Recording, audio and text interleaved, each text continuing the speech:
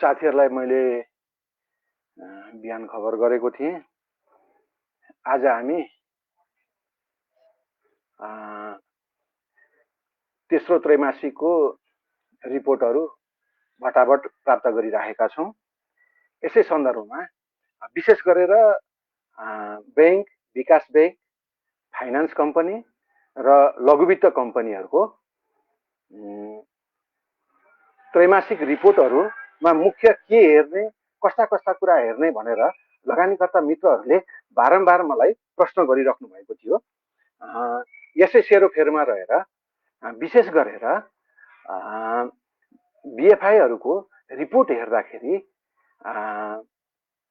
खराब कर्जाले वित्तीय विवरणहरूमा कस्तो प्रभाव पार्छ भनेर चर्चा गरौँला भनेर मैले बिहानै हजुरहरूसँग कुरा गरेको थिएँ।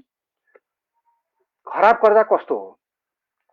बैंक, विकास बैंक, फाइनान्स र लघुवित्त कम्पनीहरूले विशेष गरेर पब्लिक र अन्य क्षेत्रहरूबाट निक्षेप सङ्कलन गरी सो निक्षेपको सबैभन्दा ठुलो हिस्सा ऋण लगानी गर्ने गर्छन्। लगानी गरेको ऋण राष्ट्र बैंकले तोकेको समय सीमाभित्र ऋणको सामा ब्याज उठाइसक्नु पर्दछ। समयभित्र ऋण सामा अथवा ब्याज उठाउन नसकेमा सो लगानीलाई राष्ट्र बैंकले खराब कर्जाको रूपमा दर्ता गर्न लगाउँछ। खराब कर्जा केही महिना पुरानो हुन सक्छ, 6 महिना पुरानो हुन सक्छ, सालभर पुराना हुन सक्छन्, धेरै पुरानाहरू खराब कर्जाहरू पनि हुन सक्छन्। राष्ट्र बैंकले कर्जाको भाखा नाखेको म्यादको हिसाब गरेर 1% देखि धेरै प्रतिशतसम्म पनि सामाको बराबर र त्योभन्दा बढीसम्म पनि प्रोभिजन गर्ने नीति नियमहरू जारी गरेको छ। प्रोभिजन कहाँ गरिन्छ? पुरानो वित्तीय विवरण अनुसार स्पष्ट रूपमा कर्जाको कति प्रोभिजन गरिएको छ भनेर माथि प्रोभिजनलाई सञ्चालन नाफाबाट घटाएर देखिन्थ्यो र पुरानो खराब कर्जा उठाउन सफल भएमा सो रकम राइट ब्याक भएको मानि नाफामा प्रष्ट रूपमा देखिने गरी जोडिने गरिन्थ्यो। अहिले पनि लघुवित्त कम्पनीहरूको वित्तीय विवरणमा प्रष्ट रूपमा नाफा नोक्सान हिसाब किताबको माथिल्लो भागमा खराब कर्जाको लागि प्रोभिजन भनेर स्पष्ट रूपमा लेखिएको हुन्छ। जस्तो कि मैले दोस्रो क्वार्टरमा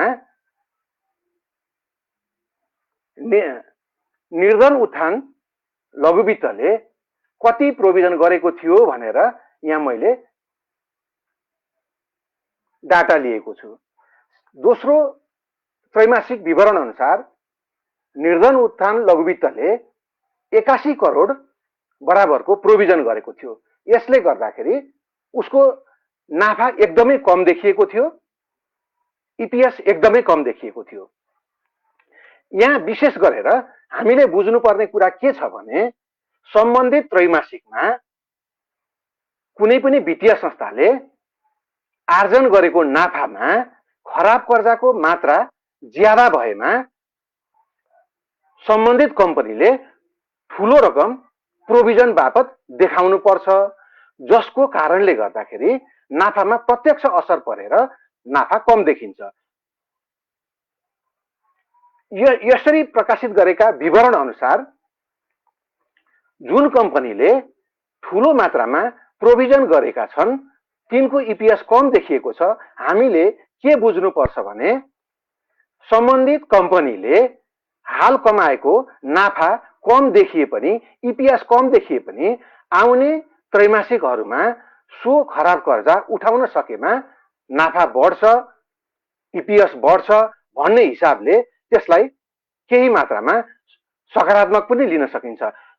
सिधा सिधी भन्दा खराब कर्जा बढ्नु राम्रो पक्कै होइन, तर पनि आउने क्वार्टरहरूमा कम्पनीले कार्यक्षमता बढाएर सो खराब कर्जा उठाउन सकेमा पक्कै नाफा बढ्छ भन्ने हिसाबले हामीले इपिएस कम आएको छ, नाफा कम देखाएको छ भने पनि त्यसलाई सकारात्मक रूपमा लिन सकिन्छ।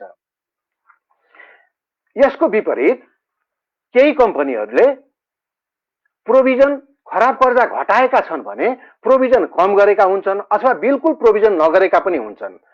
तिनीहरूले राइट ब्याक भनेर ठूलो मात्रामा नाफामा सम्बन्धित त्रैमासिकको नाफामा राइट ब्याक भनेर अघिल्ला वर्षका अघिल्ला त्रैमासिकहरूका प्रोभिजनमा राखेका नाफाहरूलाई यो क्वार्टरमा आएर राइट ब्याक गरेर जोडेका हुन्छन्। यसरी निकालिएका इपिएस र यसरी निकालिएका नाफाहरूलाई हामीले सम्बन्धित कम्पनीको सम्बन्धित त्रैमासिककै नाफा हो भनेर विश्वास गर्नु हुँदैन। राइट ब्याक बढी भएर नाफा बढी देखिएको छ भने त्यसले कम्पनीले सम्बन्धित त्रैमासिकमा कमाएको नाफा भन्दा बढी इपिएस देखिने, बढी नाफा देखिने र हामीलाई कम्पनी साँच्चै राम्रो हो कि भन्ने भान पर्न सक्दछ। यस्तो अवस्थामा कम्पनीको पुरानो कर्जा खराब कर्जा उठ्नु त राम्रो हो, तर त्यसैलाई आधार मानेर हामीले त्यही इपिएसलाई देखेर महँगो मूल्यमा खरिद गर्यौं भने आउने त्रैमासिकहरूमा पुनः त्यो कम्पनीले त्यसरी खराब कर्जाहरू उठाएर राइट ब्याकबाट ठूलो परिमाणमा नाफा देखाउन सक्दैन। त्यसैले हामीले इपिएस हेर्नुभन्दा अगाडि कम्पनीले प्रोभिजन कति गरेको छ र राइट ब्याक कति गरेको छ भनेर प्रष्टसँग हेर्न सक्छौं। नाफा नोक्सान खातामा यो प्रष्टसँग देखाइएको हुन्छ आजसम्मको हिसाबमा लघुवित्त कम्पनीहरूको हकमा। किनभने लघुवित्त कम्पनीहरूमा अहिलेसम्म पनि लेखा विधि एनएफआरएसबाट रिपोर्टहरू निकाल्न बाध्य गरिएको छैन। उनीहरूले पुरानै विधिबाट त्रैमासिक विवरणहरू निकालिरहेका छन्। तर लघुवित्त कम्पनीहरू बाहेक फाइनान्स कम्पनीहरू, विकास ब्याङ्कहरू र ब्याङ्कहरूलाई भने अघिल्लै वर्षदेखि राष्ट्र ब्याङ्कले एनएफआरएस प्रविधिबाट लेखा विवरणहरू प्रकाशित गर्न बाध्य बनाएकाले त्यो एनएफआरएस विधिबाट त्रैमासिक विवरणहरू निकाल्दा हामीलाई अलग्गै प्रोभिजन कति गरेको छ र सम्बन्धित क्वार्टरमा राइट ब्याक कति भयो भनेर अलग अलग हेर्ने सुविधा नयाँ एनएफआरएस सिस्टमले दिएको छैन। उदाहरणको लागि हामी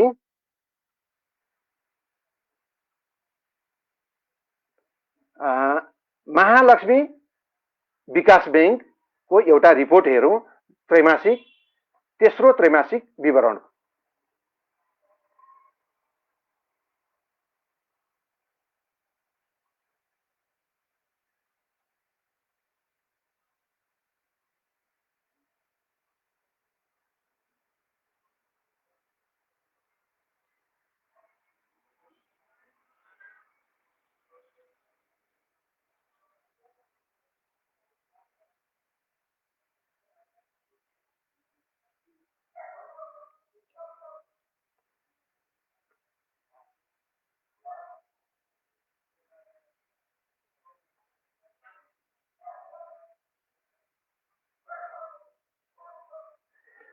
महालक्ष्मी विकास बैङ्कले तेस्रो त्रैमासिकमा,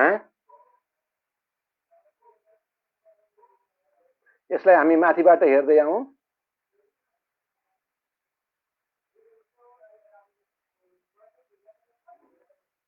तेस्रो त्रैमासिकसम्ममा महालक्ष्मी विकास बैङ्कले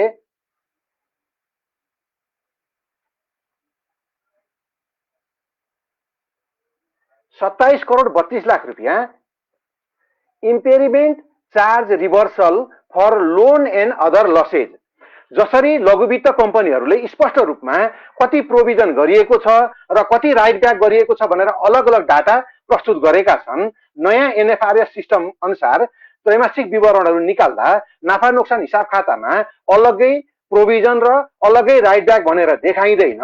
प्रोभिजन र राइट ब्याकलाई एकमुष्ट रूपमा impairment charge reversal for loan and other losses भनेर एउटै हेडिङमा देखाउने गरिन्छ।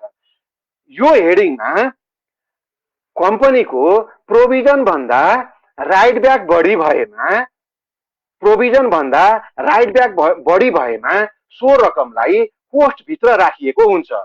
कोस्टभित्र राखिएको रकममा कम्पनीले टोटल अपरेटिङ इन्कमबाट कम्पनीले कमाएको नाफामा यदि कम्पनीको प्रोभिजन भन्दा राइट ब्याक बढी भएको रकम जुन कोस्टमा राखिएको हुन्छ त्यो अपरेटिङ इन्कममा जोडिन्छ, जसले नाफालाई बढाउँछ।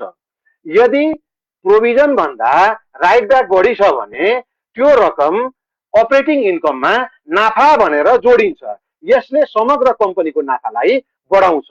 हामीले रिपोर्ट हेर्नु पर्दाखेरि यदि पोस्टभित्र बसेको रकम राइट ब्याक गरेर नाफा बढाएको छ भने सम्बन्धित कम्पनीले यो त्रैमासिकको नाफा भन्दा पनि बढी नाफा अघिल्ला त्रैमासिकहरूमा प्रोभिजन गरेको रकमबाट फिर्ता लिएछ। वास्तविक नाफा भन्दा यो नाफा केही बढिरहेछ र इपिएस हुनुपर्ने भन्दा बढिरहेछ भनेर जान्नुपर्छ। तर यहाँ महालक्ष्मी विकास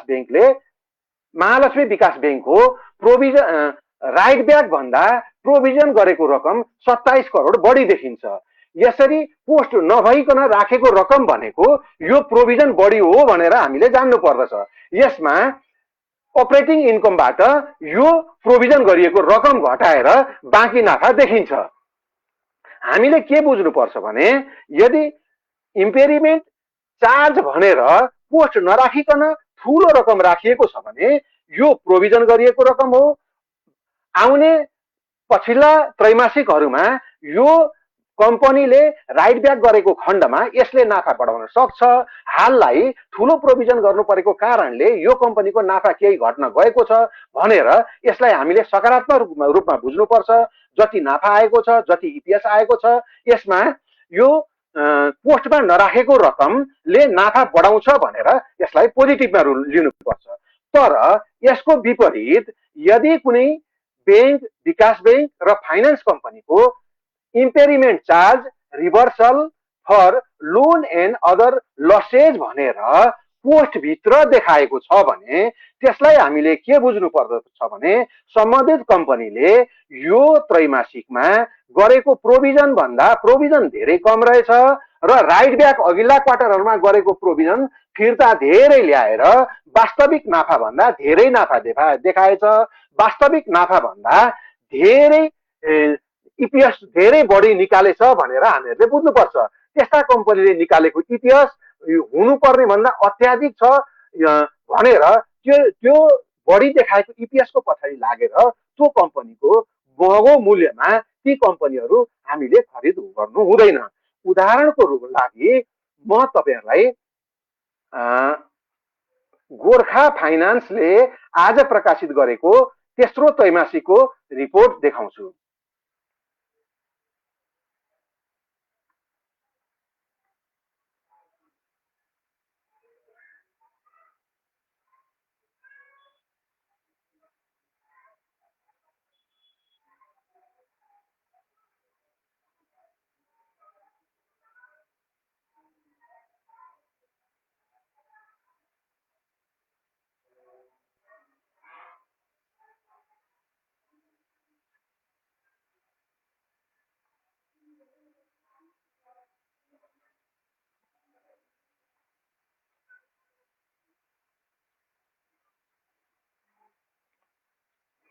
गोर्खा फाइनान्सले तेस्रो त्रैमासिकमा प्रकाशित गरेको रिपोर्ट अनुसार उसले अघिल्लो वर्षको तेस्रो त्रैमासिकमा 70 करोड ब्याज आम्दानी गरेको थियो। यो त्रैमासिकमा 60 करोड मात्रै उसले ब्याज आम्दानी गर्न सक्यो। कम्पनीको रिपोर्टमा अघिल्लो वर्षभन्दा ब्याज आम्दानी बढ्नु राम्रो हो। कम्पनीको त्रैमासिक रिपोर्टमा अघिल्लो वर्षभन्दा ब्याज आम्दानी घट्नु नराम्रो हो। कम्पनीले अघिल्लो वर्ष 70 करोड ब्याज आम्दानी गरेकोमा यो वर्षको तेस्रो त्रैमासिकमा 60 करोड मात्रै ब्याज आम्दानी गर्न सक्यो। यसलाई नराम्रो भनेर गर्नुपर्छ। अर्कोतर्फ कम्पनीले अघिल्लो वर्ष 45 करोड ब्याज भुक्तानी गरेको थियो। त्यसको विपरीत यो वर्ष कम्पनीले 38 करोड ब्याज भुक्तानी गर्यो। ब्याज भुक्तानी गरेको रकम कम हुनुलाई राम्रो मान्नुपर्छ। ब्याज भुक्तानी गरेको रकम बढी भयो भने नराम्रो मान्नुपर्छ। यस हिसाबले अघिल्लो वर्ष गोर्खा फाइनान्सले 25 करोड रुपियाँ नेट इन्ट्रेस्ट इन्कम आर्जन गरेको थियो। यो वर्ष कम्पनीले 22 करोड 79 लाख रुपियाँ मात्रै नेट इन्ट्रेस्ट इन्कम आर्जन गर्न सक्यो। गोर्खा फाइनान्सले अघिल्लो वर्ष व्यापार गरेर जति खुद ब्याज आम्दानी गर्न सकेको थियो त्यो भन्दा यो वर्ष झन्डै 3 करोड रुपियाँ कम मात्रै ब्याज आम्दानी गर्न सक्यो। यसको विपरीत कम्पनीले यो वर्ष 9 करोड 42 लाख रुपियाँ बराबरको अदर अपरेटिङ इन्कम भनेर आय देखाएको छ। यो आय भनेको गोर्खा फाइनान्सले सायद हुनुपर्छ कुनै माइक्रो फाइनान्सको प्रोमोटर सेयर थियो। अस्ति भर्खरै फागुनतिर गोर्खा फाइनान्सले त्यो प्रोमोटर सेयरलाई 930-35 को आसपासमा 100 रुपियाँको लागतको सेयरलाई 930-35 आसपासमा बिक्री गरेर कमाएको नाफा यो 9 करोड 42 लाख रुपियाँ छ। र योदेखि मुनि यहाँ हेर्नु होला तपाईहरुले impairment charge reversal for loan loss and other losses भनेर जुन देखाएको छ त्यो कोस्टमा यो वर्षको तेस्रो त्रैमासिकमा गोर्खा फाइनान्सले कोस्ट भित्र 23 करोड 17 लाख 54,706 रुपियाँ रकम देखाएको छ। कोस्ट भित्र देखाउनुको मतलब गोर्खा फाइनान्सले यो त्रैमासिकमा जति रकम प्रोभिजन गर्नु परेको हो त्यो प्रोभिजन गर्नु परेको रकम भन्दा अघिल्लो वर्ष अघिल्ला क्वार्टरहरुमा प्रोभिजन गरेको रकम राइट ब्याक गरेर धेरै रकम ल्याएको छ। प्रोभिजन गरेको रकम भन्दा 23 करोड 17 लाख बढी राइट ब्याक गरेको कारणले गर्दाखेरि 23 करोड 17 लाख रुपियाँलाई पोस्ट भित्र घेरेर राखिएको छ। यसमा के बुझ्नुपर्छ भने यो 23 करोड 17 लाख रुपियाँले वास्तविक कम्पनीको यो त्रैमासिकको नाफा भन्दा बढी नाफा अघिल्ला वर्षहरुको अघिल्ला क्वार्टरहरुको नाफा यो क्वार्टरमा आएर जोडिएर यसले नाफा बढायो र यसले इपीएस बढायो भनेर हामीले मूल्याङ्कन गर्नुपर्छ। आज गोर्खा फाइनान्सले 42 इपीएस निकाल्दैमा 42 इपीएस गोर्खा फाइनान्सको यो वर्षको यी 3 त्रैमासिकको कमाई होइन। यो गोर्खा फाइनान्सको 42 इपीएस मध्ये 27 करोड राइट ब्याक गरेर ल्याएको पैसा र 9 करोड कयौं वर्ष अगाडि प्रोमोटर सेयर हालेको माइक्रो फाइनान्सको सेयर आज बेचेर कमाएको पैसा हो। यो दुईटा रकमलाई यो नाफा नोक्सान हिसाब खाताबाट हटाइदिने हो भने गोर्खा फाइनान्सको तेस्रो त्रैमासिकको इपीएस 8 रुपियाँ हुन आउँछ। त यो दुईटा फिगरले 42 रुपियाँ इपीएस देखाएको हो। यो कम्पनीले 42 इपीएस देखाएको छ भनेर यस्ता कम्पनी हामीले होल्ड गरेर राख्यौं भने आउने त्रैमासिकहरुमा यो 42 इपीएस कायम हुन सक्दैन। किनकि गोर्खा फाइनान्सको पुरानो खराब कर्जाहरू बिस्तारै उठेर कम हुँदैछन्। अब लगभग मुस्किलले गोर्खा फाइनान्ससँग 25 करोड पनि खराब कर्जा छैन जुन तुरुन्तै अर्को क्वार्टरहरुमा उठ्ने सम्भावना देखिदैन।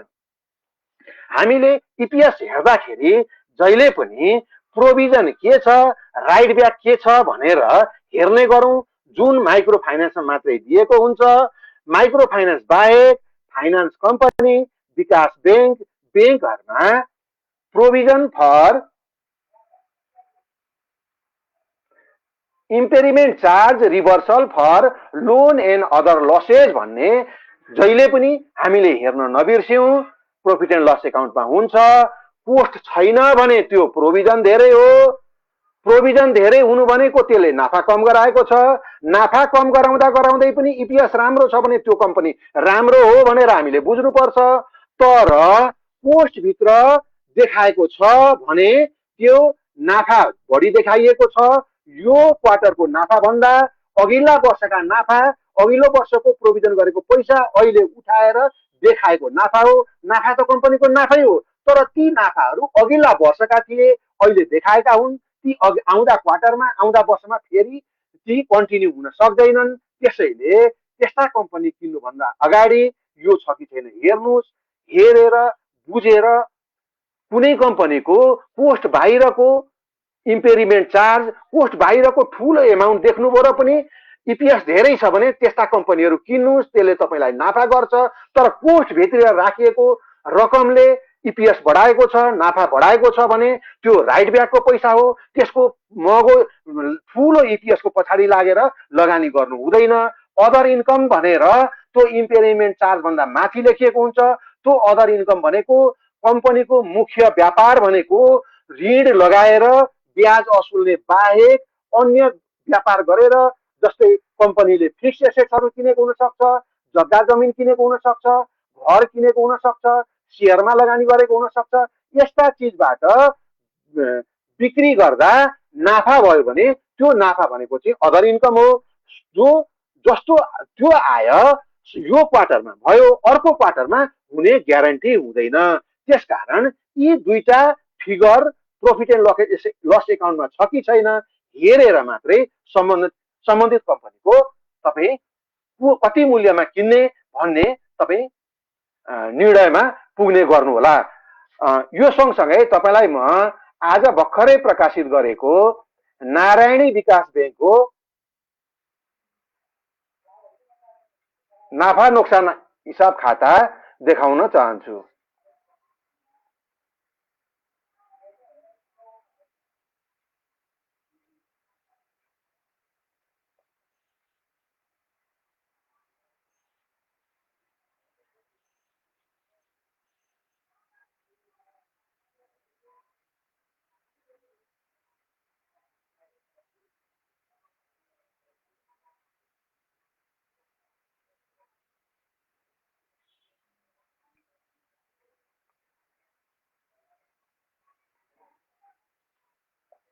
नारायणी विकास बैंक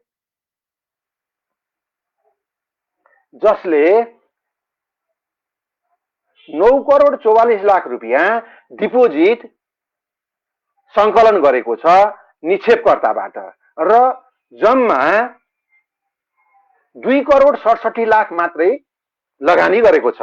नारायणी विकास बैंक जसको चुक्ता पुँजी 13 करोड छ, जसले 9,44,00,000 रुपियाँ निक्षेपकर्ताबाट निक्षेप सङ्कलन गरेको छ, यो दुईटा फिगरलाई जोड्नु भयो भने 13 र 9 ले 22 करोड रुपियाँ योसँग पुँजी र डिपोजिट बापत यसले सङ्कलन गरेको छ र जम्मा 2,67,00,000 रुपियाँ मात्रै यसले लोन लगाएको छ।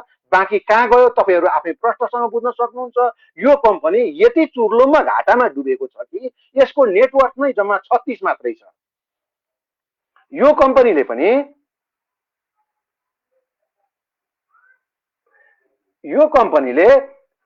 मुख्य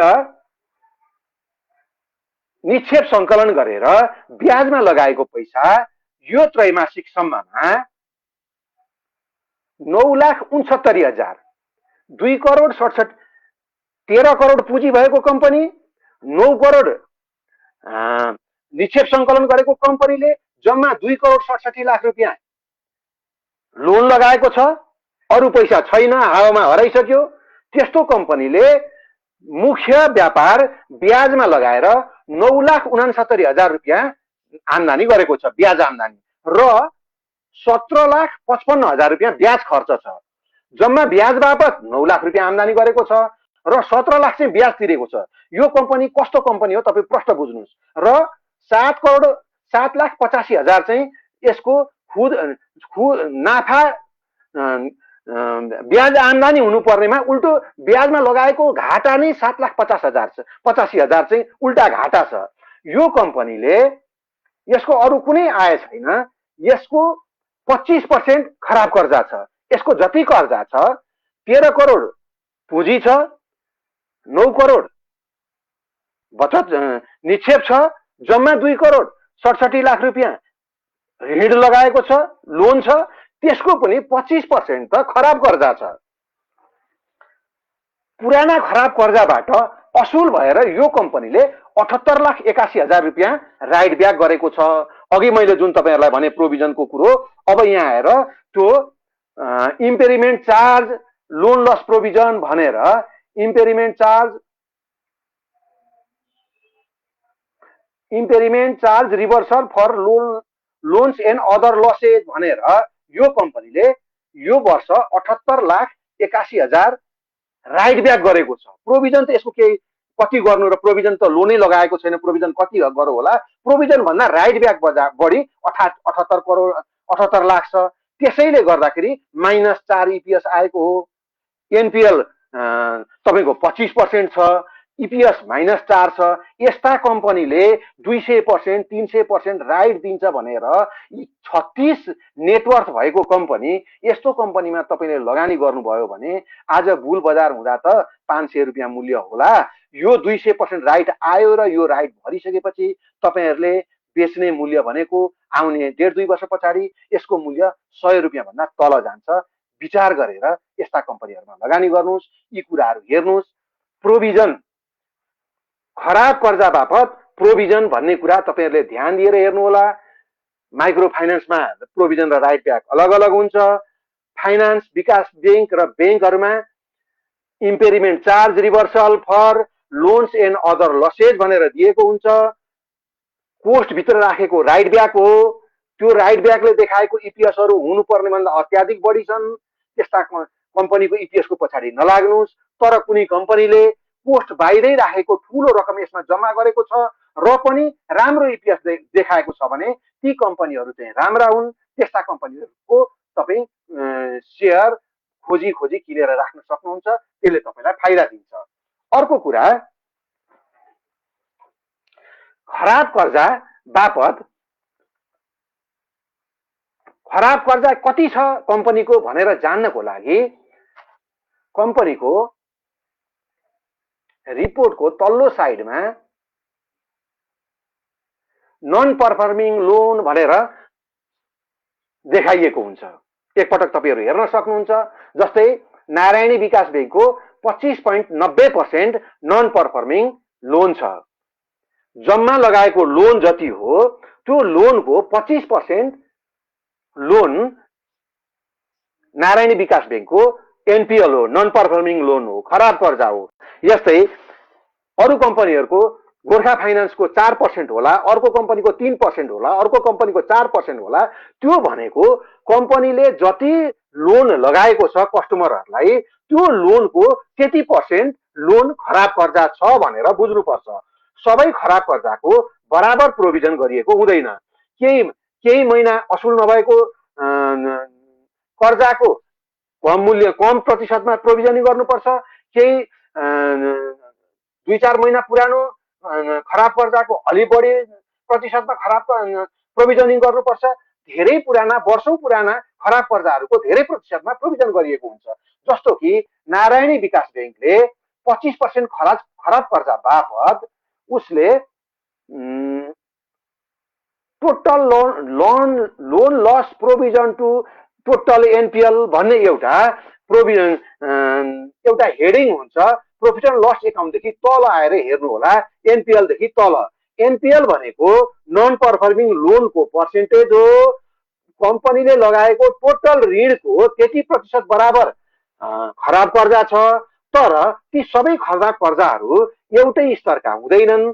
त्यो सम्बन्धित कम्पनीको खराब कर्जाको हैसियत के छ भनेर हेर्नको लागि total loan loss provision to total NPL मा गएर हेर्नु होला कम्पनीले कति प्रतिशत प्रोभिजन गरेको छ भनेर। जस्तो कि नारायणी विकास बैंकले 95% प्रोभिजन गरेको छ। भनेको मतलब यसको खराब पर्दा खराब छ। त्यसैले खराब केही कम्पनीहरू तपाईँ हेर्नुहोस्, माइक्रो फाइनेन्सहरू केही हेर्नुहोस्, कुनै कम्पनीहरूको 100% भन्दा पनि बढी प्रोभिजनिङ गरिएको हुन्छ, कुनै कम्पनीको 150% पनि प्रोभिजनिङ गरिएको हुन्छ, कुनै कम्पनीहरूको मात्रै 25-30% पनि प्रोभिजनिङ गरिएको छ। किन भन्दाखेरि जुन कम्पनीले 25-30% मात्रै एनपिएल बापत प्रोभिजनिङ गरेका छन् ती कम्पनीहरूको खराब कर्जा धेरै पुरानो होइन है भनेर बुझ्नुपर्छ।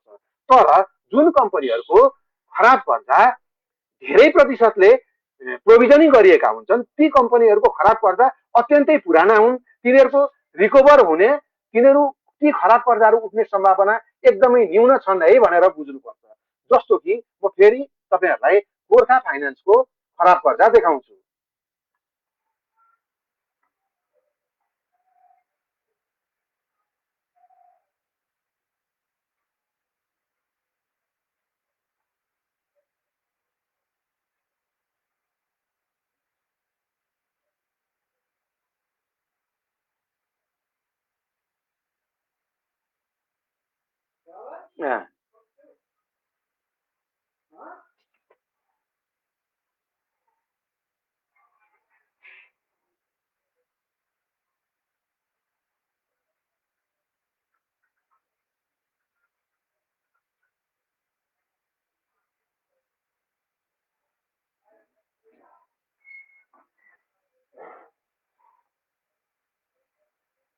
गोर्खा फाइनेन्सको खराब कर्जा 3.74% छ।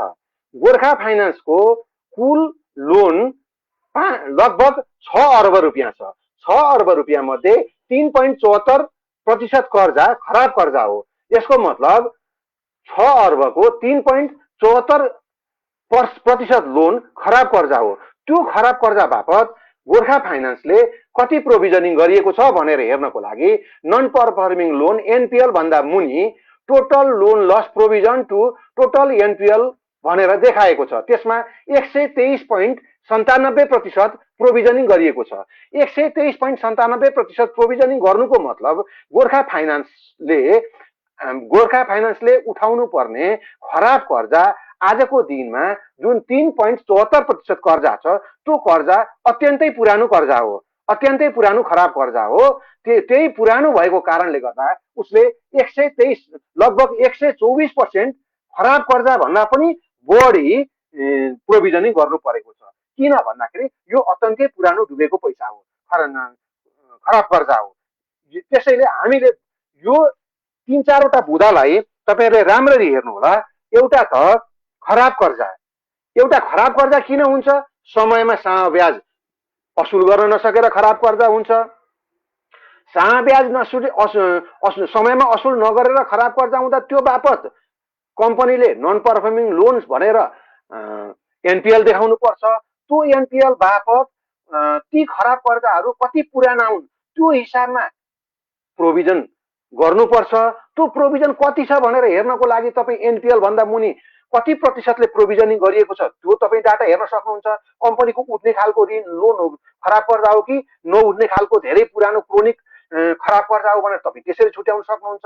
र सरसर्ती त्यसले नाफा नोक्सानमा के असर पार्यो भनेर हेर्नको लागि माइक्रो फाइनेन्स भए प्रोभिजन बढी कि राइट ब्याक बढी, प्रष्ट दुईटा फिगर छन् तपाईँ दाँच्न सक्नुहुन्छ। राइट ब्याक बढी भएको इपिएस झुटा इपिएस हो, त्यसले नाफा बढी देखाएको छ। प्रोभिजन बढी भएको इपिएस हुनुपर्ने भन्दा कम हो, त्यो कम छ, त्यो बढी हुनुपर्ने भनेर बुझ्नुपर्छ माइक्रो फाइनेन्सको केसमा। बाँकी फाइनान्स डेभलपमेन्ट बैंक र बैंकको केसमा इम्पेरिमेन्ट चार्ज भन्ने रमा यदि पोस्ट बाहिर ठुलो रकम छ भने त्यो प्रोभिजन बढी हो, त्यसले नाफा घटाएको छ। त्यो कम्पनीको हुनुपर्ने नाफा भन्दा इपिएस अझै बढी हुनुपर्ने हो भनेर बुझ्नु पर्यो।